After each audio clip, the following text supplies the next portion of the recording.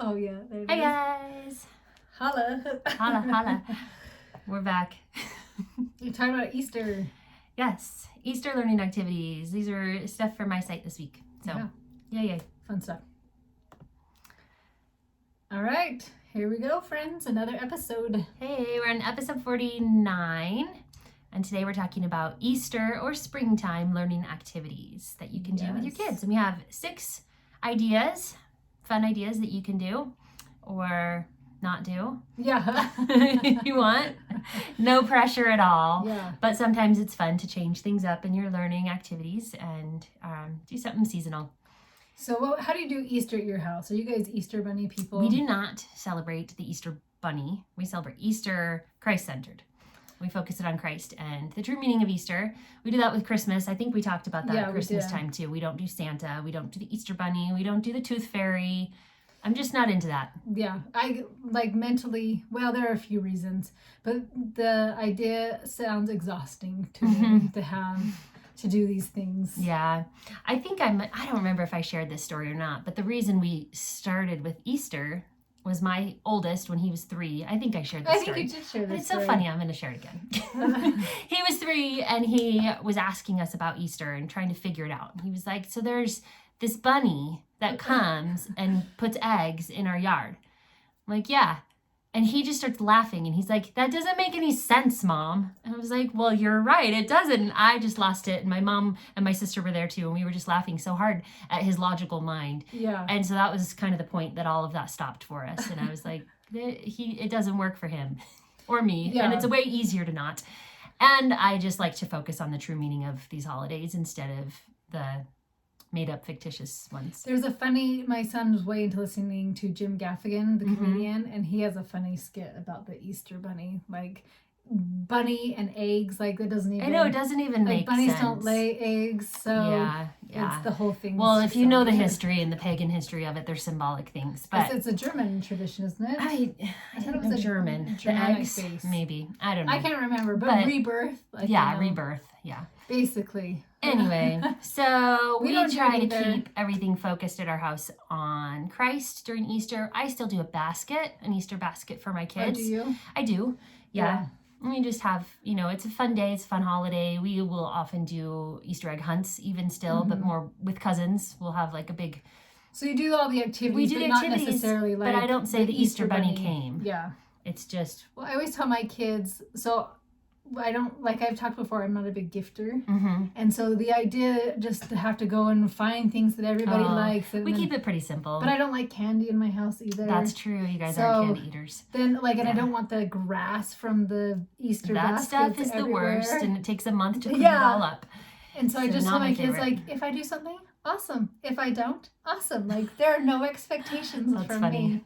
So if I do something, it's just like an added bonus. I'd always love to do matching dresses. Oh, we do get a new Easter dress for the girls and usually a tie for the boys. But I always think of it like a few days before Easter. And everything's sold out? Yeah. Or like it's going to be shipped after Easter. Yeah, that's funny. So here are a few fun activities you can do. My first one, and this is one of my most popular at this time of year posts, and it's Easter resurrection eggs. So this kind of takes a combination of the Easter bunny egg stuff and then the true resurrection story and puts them together. But what I've done is I've created a little set, and you may have seen this around, we've been doing this for, I don't know, probably 12 years or so. As long as I can remember, I've done this with my kids. But it's a set of 12 eggs, and you just keep them in a little egg carton. And each egg has a scripture and then a little symbol representing that scripture. Telling the story of Christ's resurrection. That's awesome. And so it's a really fun little thing that we do as a family just before Easter or on Easter, depending on how our lives go, but to help us teach our kids the Easter story. And so they're just all the New Testament stories. I'm pretty sure they're all from Matthew, if I can remember correctly. But the first one, for example, it's Matthew 26:39. And the scripture says, "And he went a little farther and fell on his face and prayed, saying, O my Father, if it be possible, let this cup pass from me. Nevertheless, not as I will, but as thou wilt." And then inside there's a little tiny plastic cup that can represent either the sacrament or his cup or his burden that he's carrying at that time. And so it goes through different scriptures, and each one is something like that. Like, for example, coins or dice when they're casting lots. The coins would represent Judas betraying him and paying the coins. And then what do we have? There's a little red cloth, there's a little toothpick cross in one of them, and then some other objects like that, bar of soap in one of them, and just different things. Yeah.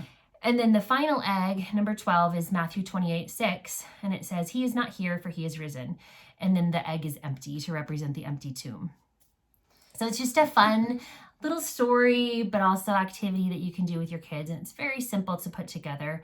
And I can show you, or I show you in my post, the different objects and how you can put them together and what you need for each one. And they're all just simple little things that you can create for your kids. Yeah. And so do you do this like as a countdown, or do you do it all no, in one we day? don't, but that would be a fun way. You could do it like kind of Advent style, Yeah. where you open one each day, but we just do it all together. Sometimes I'll hide the little eggs and they collect them in a basket, and then I number the eggs on the outside so they know which one we opened first. And sometimes I just pull out, we have them in a little carton, just an old egg carton that I saved, and just open it, and we go through them and just go around the room and each open one and read the scripture. We've done it a couple different ways. Yeah. I've taken these to my church class as well and done it with classes I've taught on Sunday, the Sunday school classes I've taught. And it's always just all ages even really like it. My older kids even think it's neat. So it's a good like multi-age and That's awesome. simple, not too crafty, not too hard, but Just a great way to a few supplies and then you're good. Yeah, and it's a great way to just focus on the true Easter story, the most important part of Easter. Yeah. Just a little recommendation. I do have a post about this, but this is just a book that I love. It's called Christ-Centered Easter by Janet and Joe Hales, and it's a daily devotional activity that leading up to Easter. I can't remember. I think it's a full month. It's been a little while since I've used it, but I'm pretty sure it's a full month. But it has crafts and hymns and scriptures and different things like that that you can read and do together as a family to really get you centered on Christ through the month of Easter. And I did this a lot with my older two when they were young. We did it a couple of years in a row, and they really loved it. I think there's like a Palm Sunday little branch that you make, and different things like that. And so that's a really fun resource that you can use if you're looking for something to really keep it centered on Christ. And if you're like me and didn't know what Easter was this year, it's April 12th. Thank you for looking that up. Yeah. I always don't know. Well, I knew it was April, but I couldn't remember. Somebody told me it's after like the first full moon, after Passover or something. Oh, okay. Like there is a rhyme and a reason to it. Full moon and is Passover. When's Passover then? Why not Passover? Good Friday or something? Good Friday. After Good Friday. Yeah, definitely. Okay. Anyway, good to know. We'll have this up before then. Yeah. Hopefully. The next idea I have, this is just purely a fun little crafty activity, but it's called Easter Egg Pom Pom Poppers. So you know those little fuzzy pom-pom balls? That's what I'm talking about. So what I did is I actually saw one of these. I think it was at the dollar store. Okay. And there was this little Easter egg, I think it was a bubble blower, where it was an egg shape and you could blow through it and it would make bubbles. And I was like, oh, cute. I wonder if I could make something. And so I came up with this is our little cheap version. But what it is, it doesn't blow bubbles, it blows the pom-poms. But you take an Easter egg and you just drill a little tiny hole through the bottom and stick a bendy straw in it. Okay. That's it. And then you put the little pom-poms in it and you can blow them and they just pop and blow all over. And my kids love it. It's fun. Yeah. Really easy to make and really fun. And you could turn it into a science lesson, see how heavy of things you can blow or how far they can blow or things like that if you wanted to. Or just play. You're such a resource. Anything can be a lesson. Anything can be a lesson. Do a feather, a pom-pom, a real marshmallows. That's another thing you can could hard boil an egg and see if you can blow it. Don't do that. That's gross. If you try to blow it, but if you're outside, so like you're not blowing it in the house and it explodes. See your lung capacity. I know my watch tells me my lung capacity. Always. That's funny. Yeah, that's another great idea. Try it that way. Yeah. I'll come to your house and do it. Yeah. So both of those two activities, I have videos for also on my YouTube channel. So if you want to visualize them, I'll give you the links to that as well. But they're in my posts also, the videos. So you can see it either way. The next one, and I have these for every season. I told you about these last month, but there's some pattern block mats, and these ones are Easter season or Easter themed. And it's also kind of a mix of like springy stuff and real Easter stuff. Like there's a cross, but then there's also a bunny and a basket, and there's chicks and eggs. So there's a few different pictures in there that you can use to build with those fun little shapes. we love doing these. Like we mentioned this last month, pull them out when you're reading aloud to the kids. Yes, anything hands-on. Keep them quiet while you're doing stuff, a little busy work activity. But also it's good for the little ones trying to learn their shapes and just helping them recognize shapes and patterns. So, that's cute. Yeah, those are fun. I have some Easter egg math puzzles on my site. This is a printable. And there's 2 different levels. One is just like number recognition, where it has like a tally, a number, and so like preschool age? Like preschool age. Okay. Yeah, so like the number word, I guess maybe not preschool if it's the number word, and then the tally, so maybe more like kindergarten, first grade. Okay. So they're matching those up.